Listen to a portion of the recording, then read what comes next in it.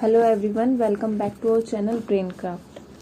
So today we are going to start our new topic of DA Unit 1. So the first topic in Unit 1 is algorithm. That what is algorithm? सबसे पहले हम समझेंगे algorithm क्या होती है. So algorithm is a finite set of steps to solve a problem. किसी भी problem को सॉल्व करने के एक फाइनाइट सेट्स या स्टेप्स. जैसे हमें कोई भी प्रॉब्लम दी गई है या कोई भी टास्क दिया गया है, उसको हम कैसे सॉल्व करेंगे, कैसे परफॉर्म करेंगे, उसके लिए हम कोई स्टेप्स लिखते हैं या स्टेप्स डिसाइड करते हैं. तो उन्हीं स्टेप्स को एल्गोरिथम कहा जाता है. It is a sequence of well defined instruction. किसी भी इंस्ट्रक्शन को परफॉर्म करने के लिए जो सीक्वेंस होते हैं, that is our algorithm. Easy language में अगर एक एग्जाम्पल के साथ हम समझना चाहें तो इसका सबसे इजी एग्जाम्पल हो सकता है मेकिंग टी. चाय बनाने के लिए अगर एल्गोरिथम लिखी जाए तो सबसे पहला स्टेप हमारा क्या हो सकता है, बॉयल वाटर. सबसे पहले पानी को उबालना है. देन सेकंड स्टेप क्या हो सकता है, add tea leaves. Then add sugar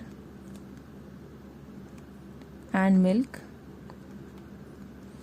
और लास्ट स्टेप क्या होगा, पोर इनटू कप्स. सो ये थी हमारी एल्गोरिथम चाय बनाने के लिए. ऐसे ही हमें एक स्पेसिफिक टास्क मिला चाय बनाने का, तो उसके लिए हमने ये सारे स्टेप्स परफॉर्म करे. ओके, सो ऐसे ही एल्गोरिथम में होता है. अगर कोई भी हमें वो प्रॉब्लम दी गई है, जैसे सर्चिंग की या सॉर्टिंग की, तो उसको कैसे सॉल्व करेंगे, उसके लिए हमें स्टेप्स लिखने होते हैं. That is our algorithm.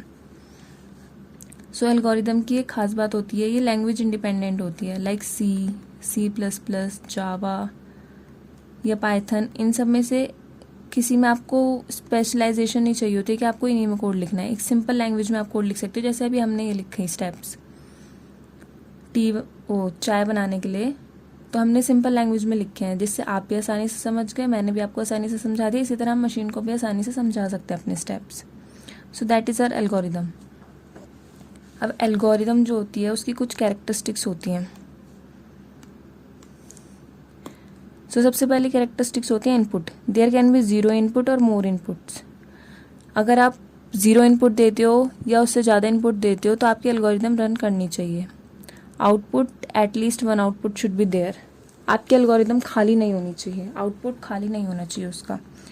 डेफिनाइटनेस, clear होनी चाहिए और अनएम्बिगुअस स्टेप होने चाहिए. अनएम्बिगुअस स्टेप्स अगर आप समझना चाहें तो आप ऐसे समझ सकते हैं, फाइनाइट स्टेप्स होने चाहिए.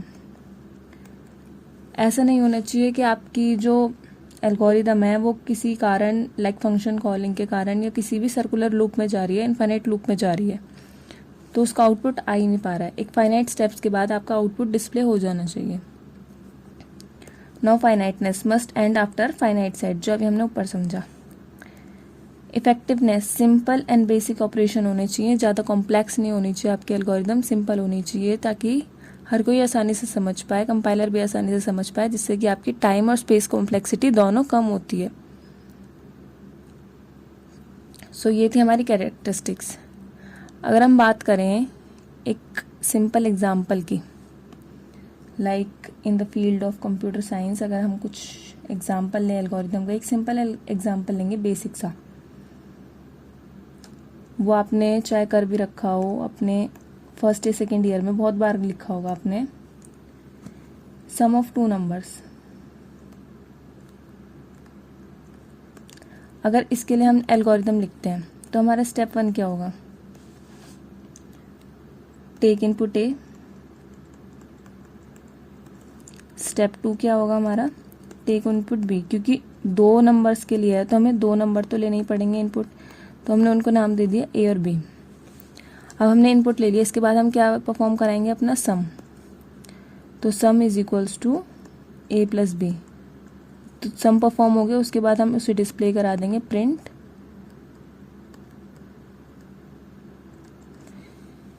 ये थी हमारी सिंपल एल्गोरिथम, जिसमें हमने क्या करा, एक सम ऑफ 2 नंबर्स के लिए कोई प्रोग्राम ना लिख के, किसी लैंग्वेज में लाइक C या C++ किसी लैंग्वेज में ना लिख के, हमने सिंपल एक एल्गोरिथम लिख दी जिससे कि यूज़र आसानी से समझ सकता है और वो अपनी स्पेशलाइज्ड किसी भी लैंग्वेज में उसको आसानी से लिख सकता है. So that is all our algorithm.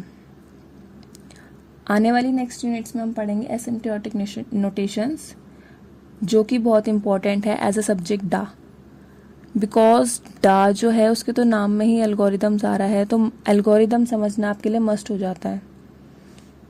तो ये एल्गोरिदम जो है वो बेसिक पार्ट है, कोर पार्ट है आपकी डा सब्जेक्ट का.